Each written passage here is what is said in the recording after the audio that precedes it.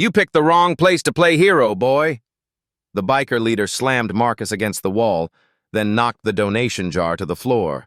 Coins exploded across the community center's wooden floor, a symphony of shattered hopes. Marcus didn't flinch.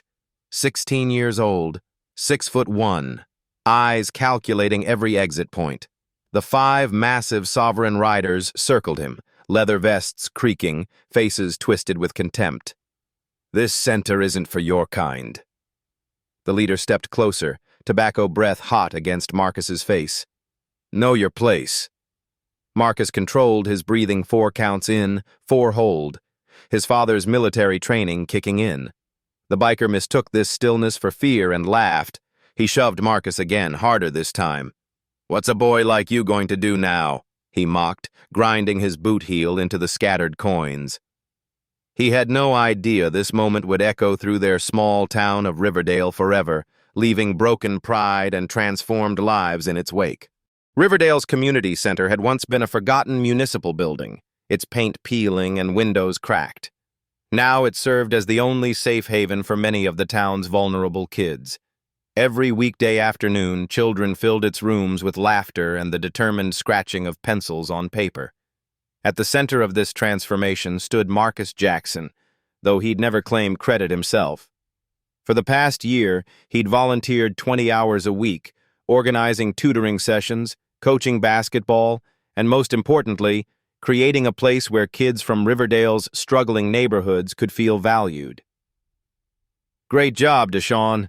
You're getting these fractions down perfect. Marcus pointed to the next problem on the 10-year-old's worksheet. The boy beamed with pride, a rare expression for a child whose home life left little to smile about. Marcus checked his watch. 5 o'clock. Time to start closing up. Most of the children had left, picked up by parents or older siblings. Only Deshaun and 2 others remained in the main activity room. Miss Garcia's running late again? Marcus asked, though he already knew the answer. Deshaun's mother worked double shifts at the hospital. Yeah, she said she'd be here by 5:30. Deshaun stacked his papers neatly, something Marcus had taught him. Can we shoot some hoops while we wait? Let me lock up the front first, then we'll... The center's front door crashed open. 5 men strode in, leather boots heavy against the floor. The sovereign riders. Their leader, Ray Mercer, surveyed the room with thinly veiled disgust. Marcus positioned himself between the bikers and the children. We're closing soon. Can I help you with something? Ray ignored the question. He walked around the room, dragging his fingers across tabletops, examining the center's modest resources. So this is where all the city council's money is going these days. Interesting priorities. The other bikers spread out, their presence filling the space. The children instinctively moved closer to Marcus. The center operates mostly on donations, Marcus explained, keeping his voice even. Private citizens who care about the community's future. Ray laughed. That's so. Heard differently. Heard my tax dollars are funding this place instead of fixing the roads my business depends on. He picked up a children's book, flipped through it dismissively, then dropped it on the floor. Marcus felt a flash of anger but kept his face neutral. His father's first lesson: never let them see what affects you. Mr. Mercer, if you have concerns about the town budget, the council meetings are every Tuesday evening. Marcus stepped forward to retrieve the book. I'd be happy to. You'd be happy to what, exactly? Ray stepped into Marcus's path. Tell me how things work in my own town. I've lived here 30 years, boy. My father before me. The children watched with wide eyes. Marcus could feel their fear like a physical presence. Mrs. Washington is here for Tamika and Jerome, called a volunteer from the doorway, visibly nervous at the tension in the room. Take them out the side door, please, Marcus said without breaking eye contact with Ray. After the children left, only Deshaun remained, shrinking behind a table. This is a community space, Marcus said. Everyone's welcome during operating hours, but we're closing now. Everyone's welcome? That right? Ray moved closer. The other bikers formed a loose semicircle. Funny, don't remember seeing your face around here growing up. Where'd you come from exactly? Marcus recognized the implication. He'd faced versions of this question his entire life. I've lived in Riverdale for 3 years. My father moved us here after he retired. Marcus kept his voice neutral, though something shifted in his posture, subtle, almost imperceptible. Retired from what? Welfare office? One of the bikers snickered. Marcus didn't rise to the bait. Military. Special forces. Something flickered across Ray's face, uncertainty, perhaps. But it vanished quickly. Well, that's just perfect. A military brat running the community center. Does the council know you're letting these kids run wild here? From across the room, Deshawn spoke up. Marcus doesn't let us run wild. He helps us with homework and teaches us respect. Ray's head snapped toward the boy. Nobody asked you, kid. Deshawn, wait for your mom in the office, Marcus said, his tone gentle, but leaving no room for argument. After Deshawn reluctantly left, Marcus turned back to Ray. Mr. Mercer, I understand you have concerns, but this isn't the way to address them. Don't tell me what's what in my own town. Ray moved closer, invading Marcus's space. You know what I see? I see an outsider trying to make a name for himself, taking resources that belong to people who've been here generations. People watched from outside the center's windows, but no one came in. No one ever did when the Sovereign Riders were involved. Ray's influence extended beyond his Gang 2 businesses to the police, even to some on the city council. My father always said that fighting should be the last option, not the first impulse, Marcus said quietly. There's nothing to be gained here.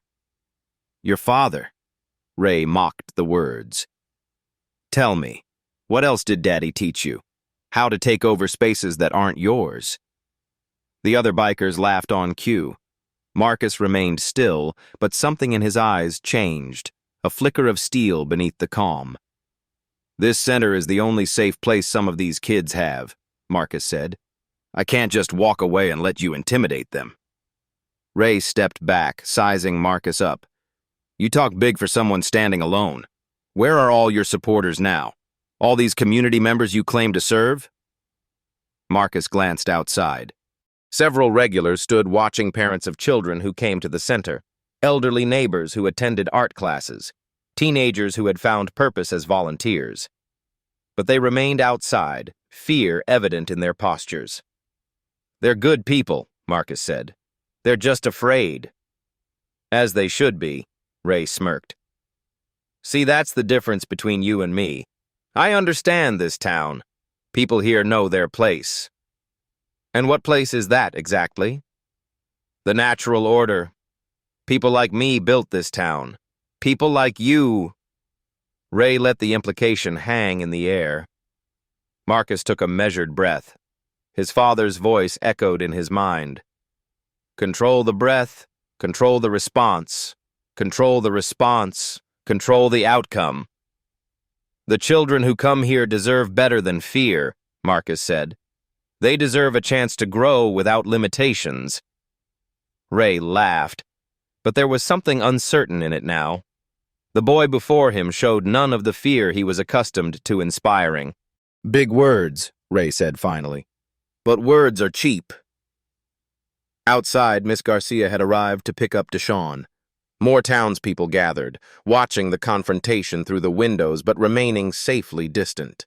The Greek chorus of Riverdale bearing witness, but unwilling to participate. 3 days later, the community center bustled with unusual activity. The annual fundraiser, typically a modest affair with homemade cookies and a small, silent auction, had drawn a larger crowd than expected. News of the confrontation between Marcus and the Sovereign Riders had spread through Riverdale like wildfire, generating curiosity if not outright support. Marcus moved efficiently between tables, helping volunteers arrange donated items. Despite the increased attendance, he noticed many familiar faces were missing. Families who regularly benefited from the center's programs, but now feared association might bring unwanted attention. "We've already raised $300 more than last year," Mrs. Wilson reported, the elderly treasurer beaming with pride. "People are showing up who've never set foot in here before." Marcus nodded, though he suspected some had come for spectacle rather than solidarity. "Let's make sure they see the good work happening here."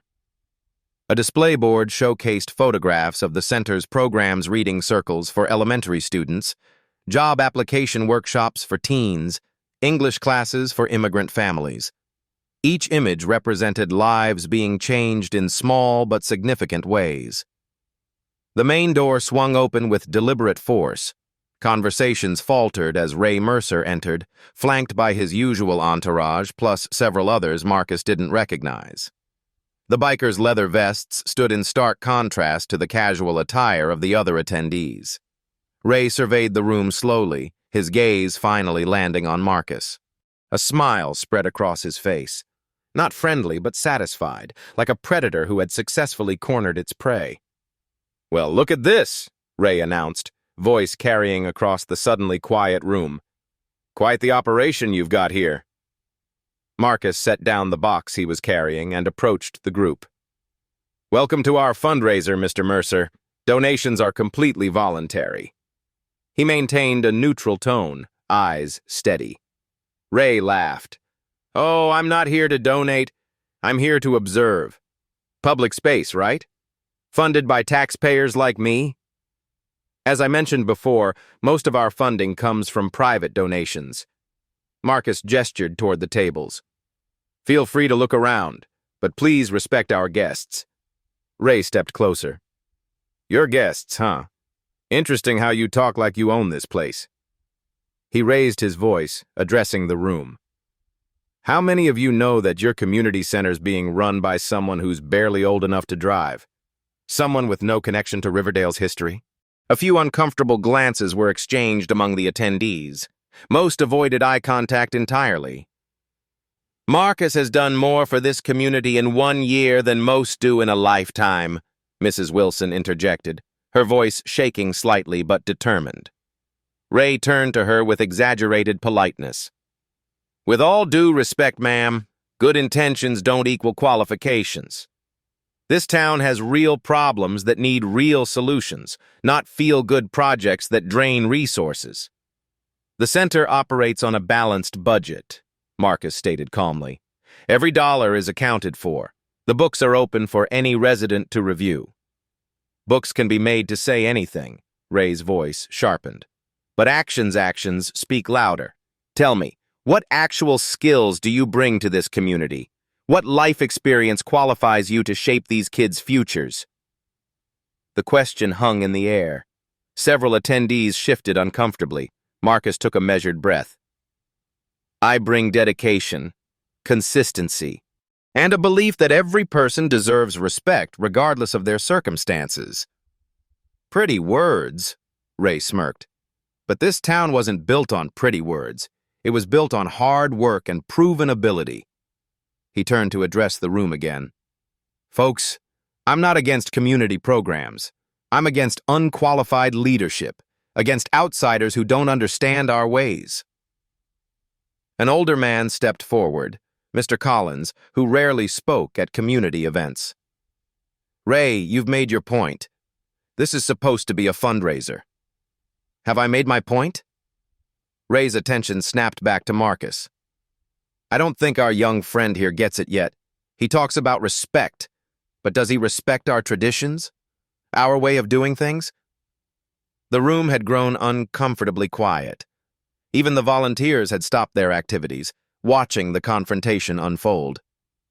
"If you have specific concerns about the center's programs, I'm happy to discuss them. Professionally." Marcus emphasized the last word.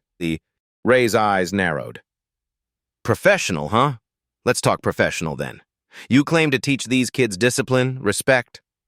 But what do you actually know about those things?" "More than you might think," Marcus replied quietly. "Prove it." Ray's challenge cut through the tension. "Show us all what you're made of. Tomorrow. The old factory lot." A simple contest, physical fitness, leadership skills. Let the town see what their community center director is really capable of. Murmurs rippled through the crowd. Marcus felt dozens of eyes on him, evaluating, judging. "I don't need to prove anything to you," Marcus said. "These kids and their families know who I am." "Do they?" Ray looked around the room. "Or do they just know what you want them to see? A real leader doesn't hide from challenges." An elderly woman who volunteered with the center's reading program spoke up. "Marcus, don't listen to him. This is ridiculous." Ray turned toward her. "Ma'am, with respect, don't you think people entrusted with our children should be vetted, tested? Or should we just hand over responsibilities to anyone who walks in the door?" The woman fell silent, uncertainty crossing her face. Marcus recognized the trap being laid. Refuse the challenge, appear weak and unworthy. Accept it. Validate Ray's authority to make such demands. "The center isn't about me," Marcus said firmly. "It's about providing opportunities for people who need them." "Convenient dodge." Ray stepped closer, lowering his voice so only Marcus could hear. "Afraid people might see you're not what you pretend to be?" Marcus held Ray's gaze. Something shifted in his posture, a subtle recalibration that wouldn't be noticeable to most observers. "If it's so important to you," Marcus said finally, "I'll be there. But this ends tomorrow, one way or another." Ray's smile widened. "Looking forward to it." He turned to leave, then paused, addressing the room once more. "Folks, come see for yourselves tomorrow at noon. Old factory lot. See who's really qualified to lead your community center." As the bikers departed, conversations erupted throughout the room. Some people approached Marcus with concern, others kept their distance, watching warily. Mrs. Wilson touched his arm. "You didn't have to accept that, Marcus. Nobody would have blamed you for walking away." Marcus watched the door where Ray had exited. "Sometimes walking away causes more harm than standing your ground." The words weren't his own, but his father's spoken years ago in a very different context. Outside the windows, he could see townspeople already spreading the news. By tomorrow, half of Riverdale would know about the challenge. The confrontation had become unavoidably public. The fundraiser concluded with mixed success. They'd raised more money than expected, but the atmosphere had never recovered from the Sovereign Riders' interruption. As Marcus helped the last volunteers clean up, he felt the weight of tomorrow's confrontation settling on his shoulders. "You should call this off," said Mrs. Wilson, methodically counting the day's proceeds. "Nothing good will come from entertaining Ray's nonsense." "If I back out now, he wins," Marcus replied, stacking folding chairs against the wall. "And he'll keep coming back, making the center his personal battleground." "This isn't about winning or losing, Marcus. It's about safety." She lowered her voice. "Ray Mercer has connections. The mayor's his second cousin. 2 police officers ride with his group on weekends." Marcus nodded. "I know." "Then you know this isn't fair. The deck is stacked against you." A ghost of a smile crossed Marcus's face. "Wouldn't be the first time." After the final volunteer left, Marcus locked the community center doors and walked to his truck, a modest 10-year-old Ford his father had helped him purchase. The evening air carried the scent of approaching rain, perfect weather for the drive home to clear his head. He was halfway to his destination when his phone rang. The truck's Bluetooth system displayed Dad on the dashboard screen. "Hey, Dad." Marcus kept his voice casual. "You're late." Michael Washington's tone held no accusation, merely observation. "Fundraiser run long?" "Something like that." Marcus paused at a stop sign, checking both directions before proceeding. "Actually, we had some visitors. The Sovereign Riders." A brief silence. "Ray Mercer's group? You know them?" Marcus shouldn't have been surprised. His father made it his business to know everyone in Riverdale, despite their relatively short time there. "I know of them." Another pause. What happened? Marcus recounted the confrontation, choosing his words carefully. He didn't need to mention the racial undertones. His father would understand that part without explanation. And now you've agreed to this. Demonstration. Michael's voice remained neutral. Yes, sir. Why? The simple question hung in the air. Marcus turned onto their street before answering. Because walking away would hurt the center more than standing ground. The kids would see it. The volunteers, too. When this is over, everyone will know exactly who you really are, Michael said quietly. And who you aren't. Are you prepared for that? Marcus pulled into their driveway, a modest ranch-style home at the edge of town. Dad, remember what you taught me about unavoidable engagements? I think I'm in one. He ended the call as he parked, knowing his father would be waiting inside. The stakes had become clear. If Marcus won, the Sovereign Riders would leave the center alone. If Ray won, Marcus would step down from his leadership position. But beyond these explicit terms lay the real consequences, the community's perception, the center's future, and the message sent to the kids who looked up to him. Word spread quickly through Riverdale. By nightfall, social media buzzed with speculation. Some expressed support for Marcus, praising his work with local youth. Others questioned his qualifications, echoing Ray's sentiments about outsiders and tradition. A text message arrived from Deshawn's mother. Marcus, please be careful tomorrow. Deshawn is worried about you. We all are. Similar messages followed from other parents and center regulars. Concern, support, but also an underlying current of doubt. Could this young man really stand against Ray Mercer and his crew? Marcus set his phone aside. Tomorrow would answer that question for everyone. In his bedroom, he opened his closet and reached for a duffel bag stored on the top shelf. Inside lay items he hadn't used in months, training gear from his days before Riverdale. He wouldn't need them tomorrow, but touching them centered his thoughts, reminded him of who he was beyond the perceptions of others. The uniform doesn't make the soldier, his father had always said. The character does.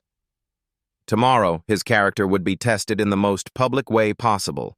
The entire town would witness the outcome, and the consequences would extend far beyond a simple contest between two individuals. For the community center, the stakes were its future, whether it would continue as a safe haven or become another battleground in Ray's territorial campaign. For Marcus personally, the stakes were his position, his reputation, and the trust he'd worked so hard to build. But for the community of Riverdale, the stakes were even higher.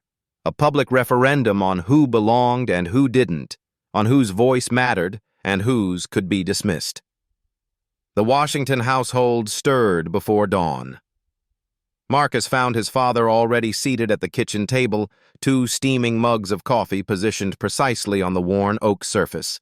Michael Washington cut an impressive figure despite the cane resting against his chair, broad-shouldered and straight-backed, his military bearing evident in every measured movement. "Couldn't sleep?"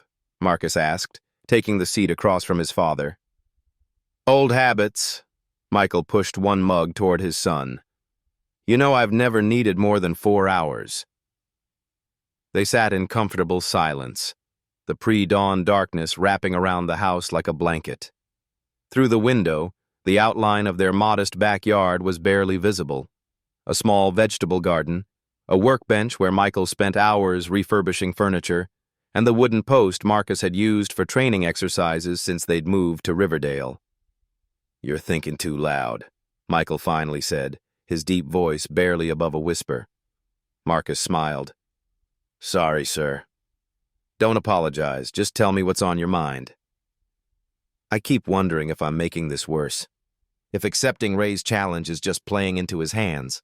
Michael set his mug down with deliberate precision.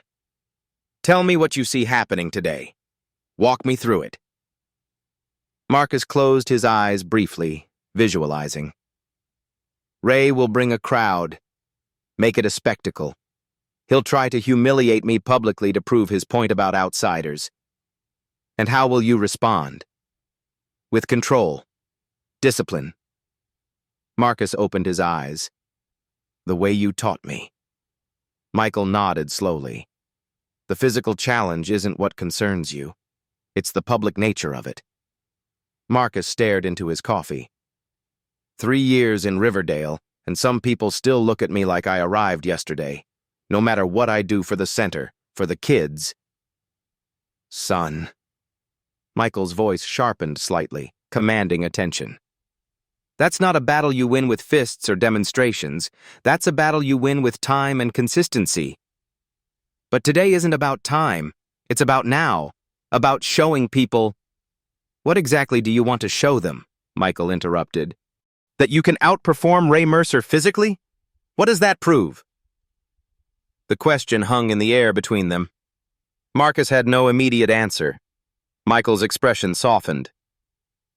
You know, your mother faced similar challenges when she started the literacy program in our old town.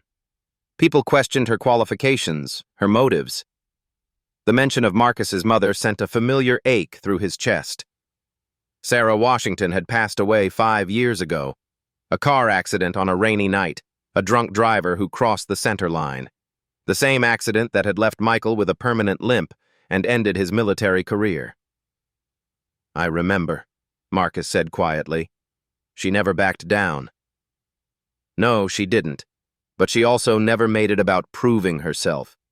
She made it about the work, about the people she was serving. Michael stood carefully, balancing without his cane, and walked to a bookshelf in the living room. He returned with a small wooden box, weathered with age and careful handling. Your mother built that center from nothing, Michael continued, placing the box on the table. Sometimes peace requires standing your ground. But how you stand matters more than the fact that you do. He opened the box, revealing a collection of items. Photographs, medals, a folded American flag, and a worn journal. Michael removed a photograph and handed it to Marcus. The image showed a younger Michael in uniform, standing beside other soldiers in a desert landscape. Their faces were streaked with dust, but they were smiling, the weary satisfaction of a mission completed. Fallujah, 2004, Michael explained. My second deployment with Special Forces. We'd just extracted a family targeted by insurgents. Marcus had seen the photo before, but his father had never discussed the details of that mission. We went in expecting a firefight, Michael continued. Intelligence said the compound was heavily guarded, but when we arrived, I made a different call. Instead of a direct assault, I approached alone, unarmed. Marcus looked up in surprise. You never told me that part. It's not the kind of story that makes for good military legends. Michael smiled slightly. I spoke with the local elder, explained our purpose.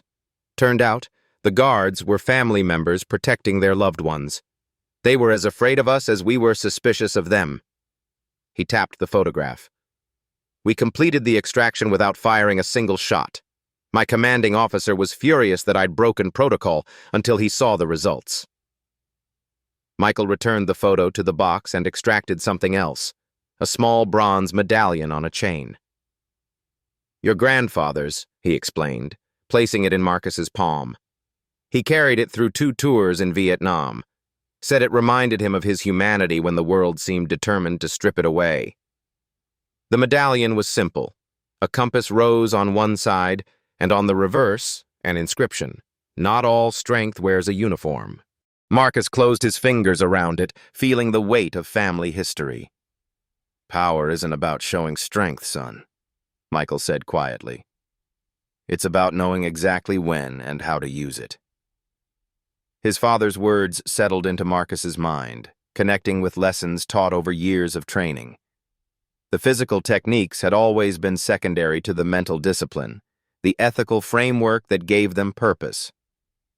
Ray expects a certain response from you today, Michael continued. He's counting on it. The question is, what response serves your purpose rather than his? Marcus nodded slowly, understanding dawning. A real fight isn't about who's strongest. It's about who maintains control. Exactly. Michael's expression grew serious. You've been trained differently than Ray expects. But revealing that training means revealing more about our family than we've chosen to share with Riverdale. This was the crux of their careful existence in the small town. Michael Washington wasn't just any retired soldier. He had been a legendary operative, his missions still classified, his methods taught at elite military academies. After the accident, after losing Sarah, he had sought anonymity, a quiet place to heal and raise his son away from the shadow of his reputation. When people learn who you really are, who we are, things will change, Michael warned. Are you prepared for that?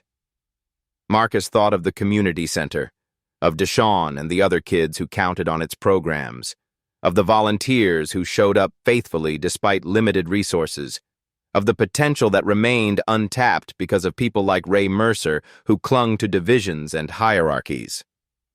I think Riverdale needs to change, Marcus said finally, and maybe we've been hiding too long. Michael studied his son's face, pride mingling with concern in his eyes. Then remember your training, all of it, especially the parts about restraint. Marcus nodded, the medallion warm in his palm. I will. Outside, the first rays of sunlight breached the horizon. The day of reckoning had begun. By 11:30, the old factory lot had transformed from an abandoned industrial space to something resembling a crude arena. Cars and motorcycles lined the perimeter, with nearly 100 people gathered in loose clusters. Word had spread beyond expectations. It seemed half of Riverdale had come to witness the confrontation. Marcus parked his truck at the far edge of the gathering. He sat motionless for a moment, observing the scene through the windshield. The Sovereign Riders had established a clear presence, their motorcycles prominently displayed, their supporters congregated near a flatbed truck that would serve as a makeshift stage. He took a deliberate breath. 4 counts in, 4 counts hold, 4 counts out. The breathing technique his father had taught him at age 10, when bullies at their previous school had targeted him for being the new kid, for being different. Marcus stepped out of his truck wearing simple clothes jeans, a plain gray t-shirt, and running shoes. No special gear, nothing to suggest preparation beyond what any ordinary person might wear. He carried nothing but his keys and the bronze medallion, now tucked inside his pocket. Conversations quieted as he walked through the crowd. Some people nodded in acknowledgement, others averted their eyes. He recognized faces from the community center parents, volunteers, even some of the older teens who participated in programs. Mrs. Wilson stood with her arms crossed, worry etched across her face. Deshawn and his mother waited near the back, the boy bouncing on his toes for a better view. Ray Mercer stood on the flatbed truck, holding court among his followers. He wore his leather vest over a black shirt, heavy boots lending him additional height. When he spotted Marcus, a smile spread across his face. "Right on time," Ray announced loudly. "Wasn't sure you'd show." Marcus approached the truck, stopping a few feet away. "I said I would be here." "So you did." Ray jumped down from the flatbed with theatrical flourish. "Folks, for those who don't know, this young man has been running our community center for the past year. Today he's going to demonstrate whether he's actually qualified for that responsibility." Murmurs rippled through the crowd. Marcus remained still, his posture relaxed but alert. "We'll keep this simple," Ray continued. 3 challenges to test strength, endurance, and, he smirked, leadership. First one's basic, physical fitness. He gestured toward a series of concrete blocks stacked nearby, remnants of the factory's infrastructure. 50 push-ups, followed by moving those blocks from point A to point B. Timed exercise. The challenge was designed for show, Marcus realized. Ray, in his early 40s but physically imposing, would have selected tests that highlighted his advantages' raw strength and power over technique and efficiency.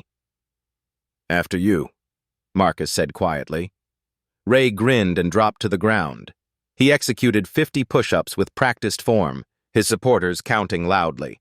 Rising to his feet, he proceeded to the concrete blocks, hoisting each one with a grunt and carrying it the designated 20 yards. When he finished, one of his companions stopped a timer. 4 minutes, 12 seconds, the man announced. Ray turned to Marcus, barely winded. Your turn, boy. Marcus took his position. As he lowered himself for the push-ups, he maintained perfect form back straight, movements controlled. He didn't rush, each repetition identical to the last. The crowd counted along, their voices creating a rhythm. When he rose for the block portion, Marcus approached the task differently. Where Ray had muscled through, Marcus analyzed testing each block's weight distribution before lifting, finding the optimal carrying position. His movements were economical, precise. 3 minutes, 47 seconds, announced Mrs. Wilson, who had appointed herself timekeeper for Marcus's attempt. A murmur of surprise moved through the spectators. Ray's confident expression faltered momentarily. Beginner's luck, he recovered quickly. Next challenge tests endurance. The second challenge involved a timed run around the factory perimeter while carrying a weighted bag. Again, Ray demonstrated first, setting a punishing pace. Marcus followed with measured strides, his breathing controlled, his form efficient. The result was the same. Marcus completed the course seconds faster, showing minimal signs of exertion. The crowd's energy shifted. What had begun as a spectacle orchestrated for Ray's benefit was becoming something unexpected. People leaned forward, expressions changing from mere curiosity to genuine interest. Final challenge, Ray announced, voice sharper than before. Leadership isn't just physical. It's about commanding respect, making quick decisions under pressure. He gestured toward a rusted factory ladder attached to an old water tower. Climb to the platform. Retrieve the flag placed there. Simple enough? The ladder looked precarious, missing several rungs with visible corrosion at key joints. The platform stood about 30 feet above the ground, not lethal, but high enough to cause serious injury from a fall. You want us to climb that? Marcus questioned, examining the structure. It doesn't look safe. Worried? Ray's smile returned. Leadership means taking risks, making tough calls. Sometimes infrastructure isn't perfect, but the job still needs doing. Marcus studied the ladder, then the gathering crowd. He recognized the trap. Refuse, and Ray would declare him risk-averse and unfit to lead. Attempt it foolishly, and he might actually get hurt, proving Ray's point about his inexperience. In the military, Marcus said, his voice carrying clearly, we were taught that unnecessary risks endanger the mission. A leader's first responsibility is to assess situations accurately. He approached the ladder, examining its attachments to the tower. With deliberate movements, he tested the lower rungs, checking stress points and connection quality. This structure won't safely hold an adult's weight, he concluded, stepping back. The responsible decision is to secure it properly before attempting a climb. Ray laughed. Convenient excuse. Looks like we have our answer about leadership, folks. When faced with a challenge, our community center director backs down. There's a difference between courage and recklessness, Marcus replied evenly. I wouldn't send any of these kids up that ladder. Why would I consider it acceptable for adults? A few nods of agreement emerged from the crowd. An older man who worked construction spoke up. Boy's right. That ladder's not up to code. Accident waiting to happen. Ray's expression hardened. Fine. We'll modify the challenge. What followed was a series of increasingly desperate attempts to find a test Marcus couldn't excel at. A mock debate about community issues. A challenge to gain volunteers for a hypothetical project. Each time, Marcus responded with composure and thoughtfulness that contrasted sharply with Ray's growing frustration.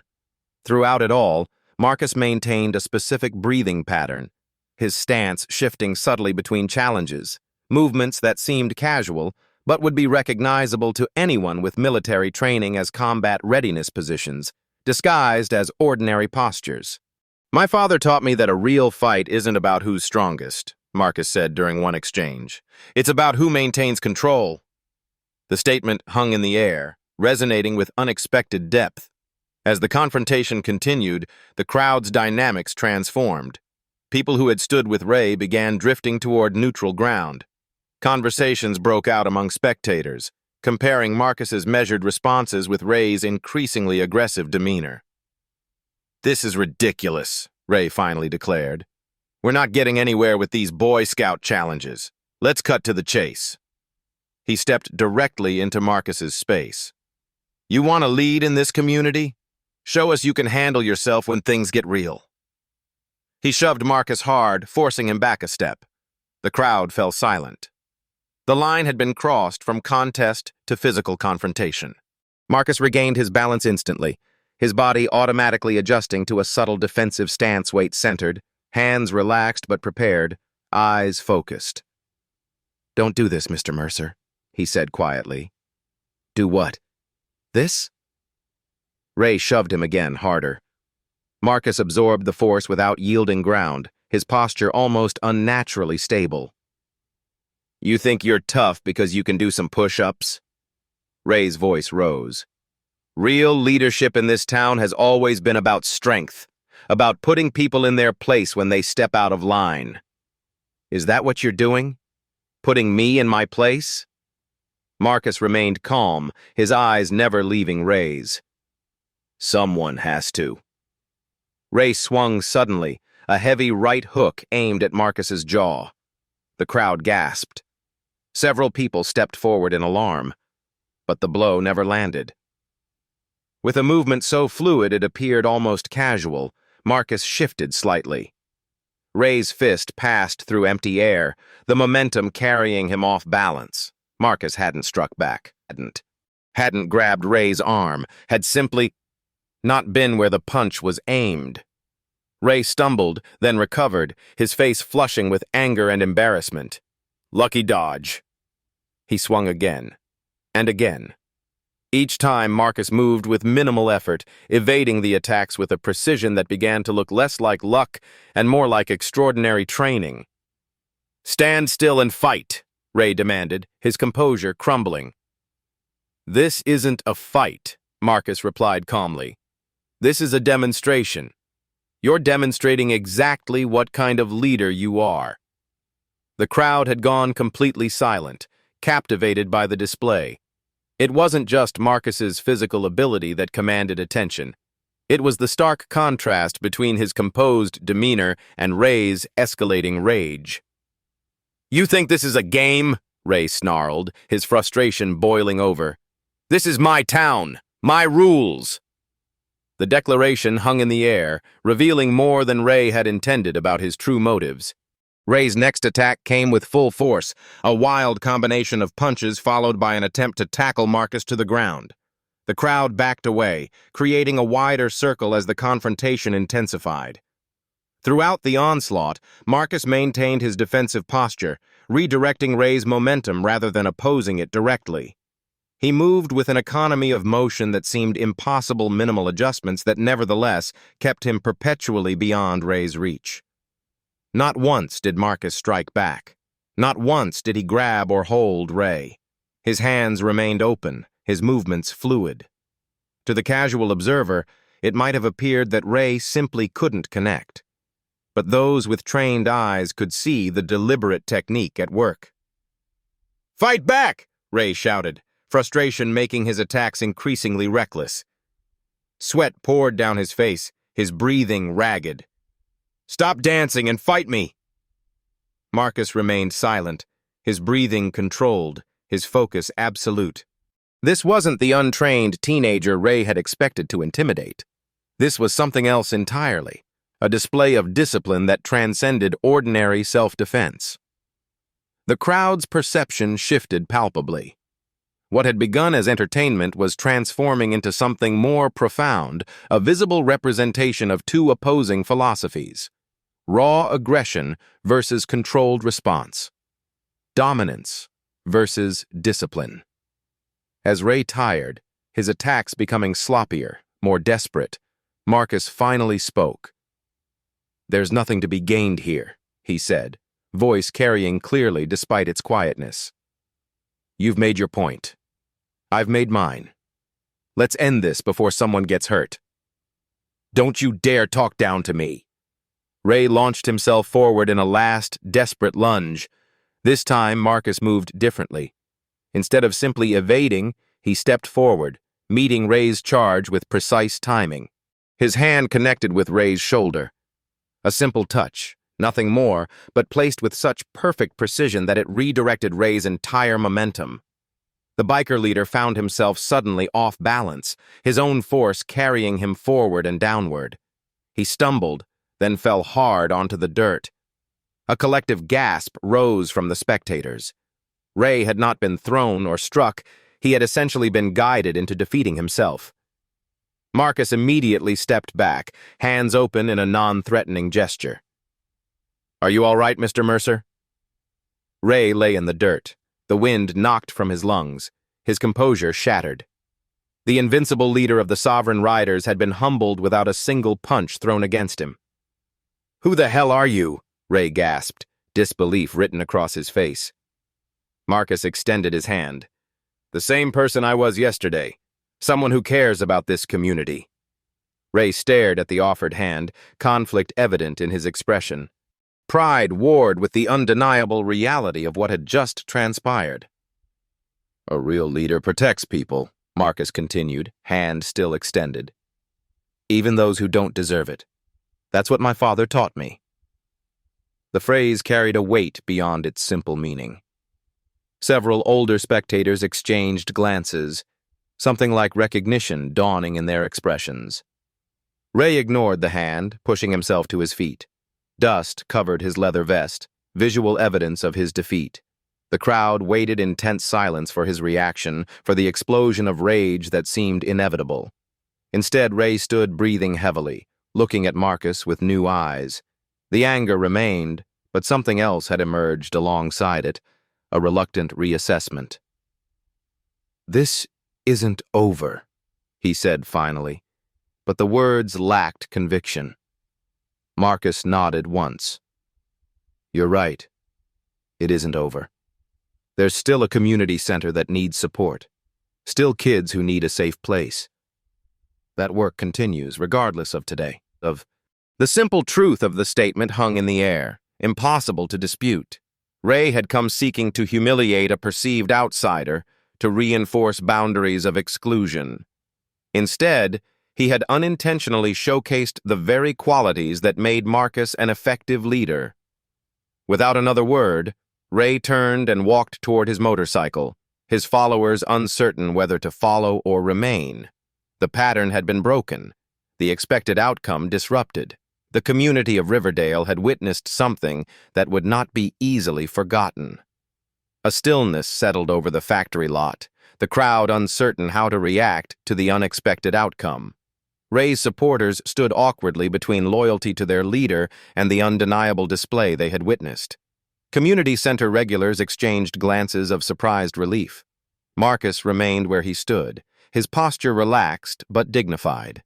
He scanned the faces surrounding him, acknowledging each person with the same respectful attention regardless of which side they had originally supported. The silence broke with the distinctive sound of a cane striking concrete.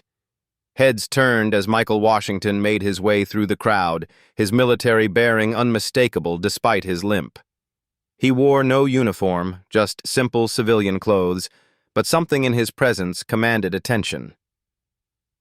"Dad," Marcus said quietly as his father reached him. Michael nodded once, then turned to face the assembled townspeople. "Seems I missed quite a show." An older man stepped forward, Bill Henderson, who owned the hardware store downtown. His eyes widened with sudden recognition. "Wait a minute. Washington? Michael Washington?" Henderson looked between father and son. "From the 5th Special Forces Group?" Michael's expression remained neutral, but he inclined his head slightly. "That was a long time ago, Bill." A murmur spread through the crowd.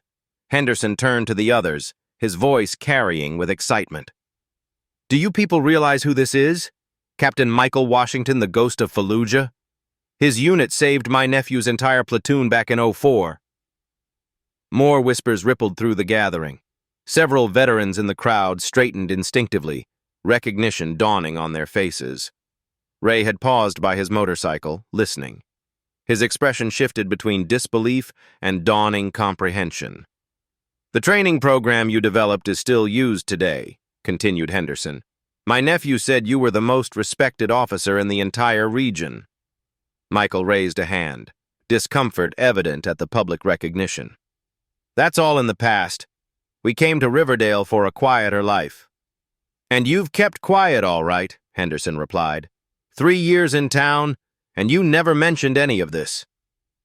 There was no need. Michael's gaze swept the crowd.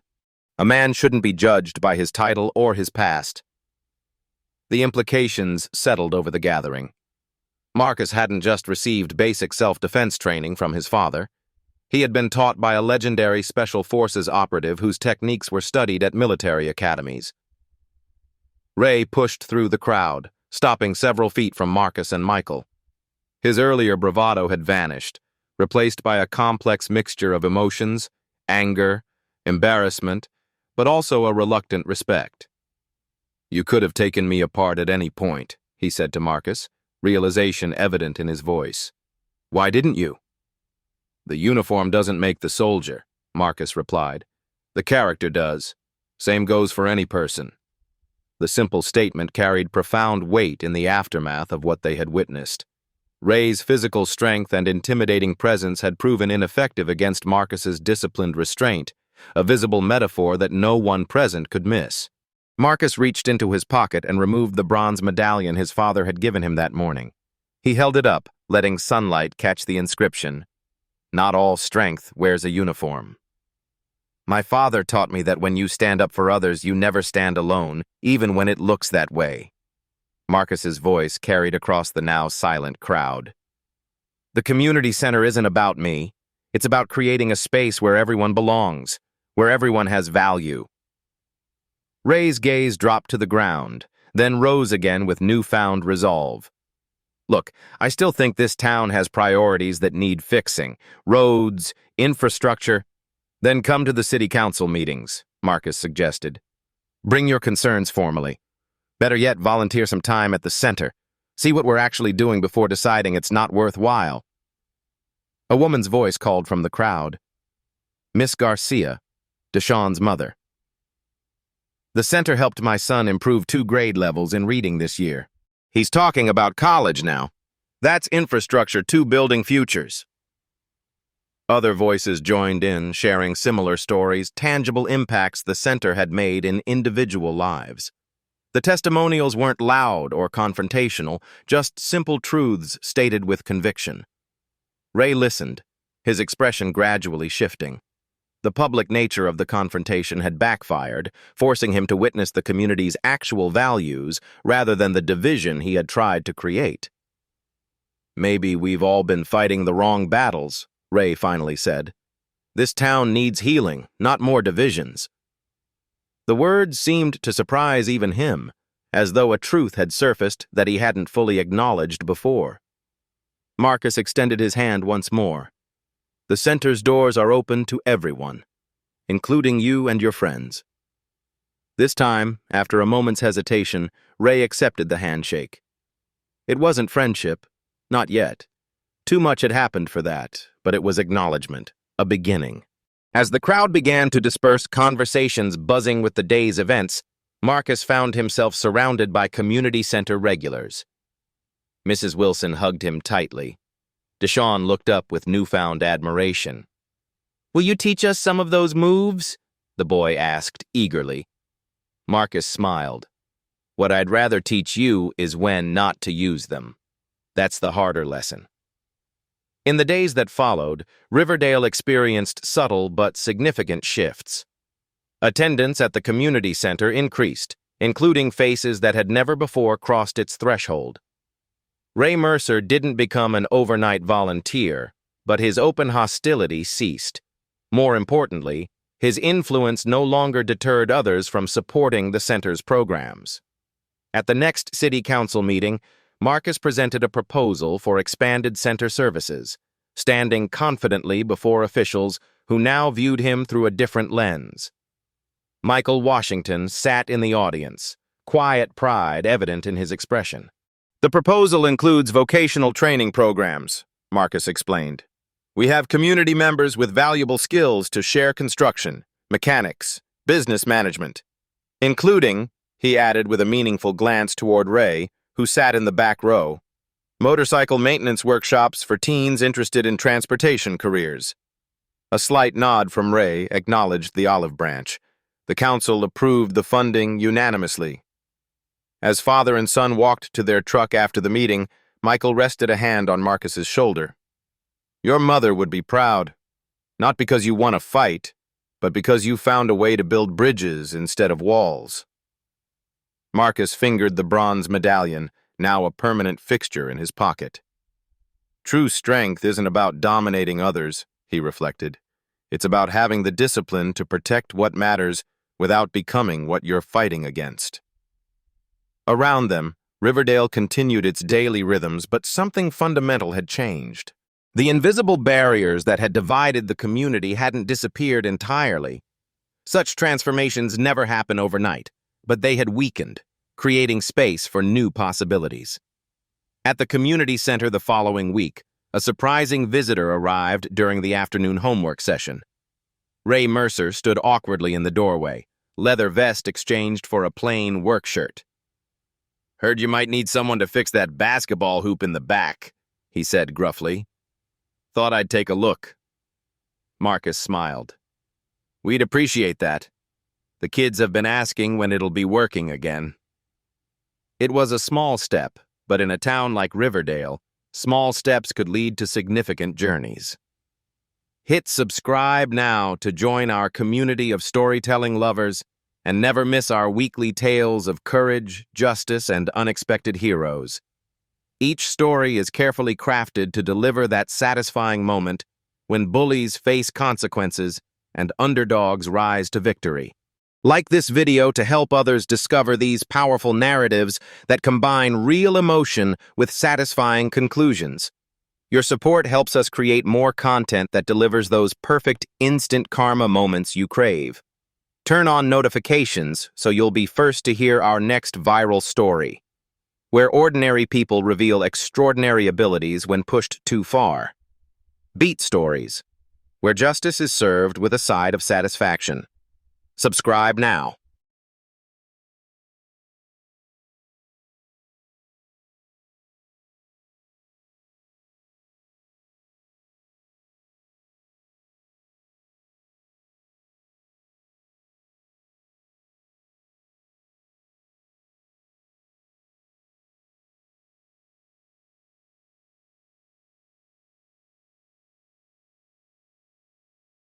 They say it's just how the world works. We say, change it. At Beat Stories, we capture the exact moment when justice meets its match. Subscribe if you're tired of the same excuses wrapped in different uniforms.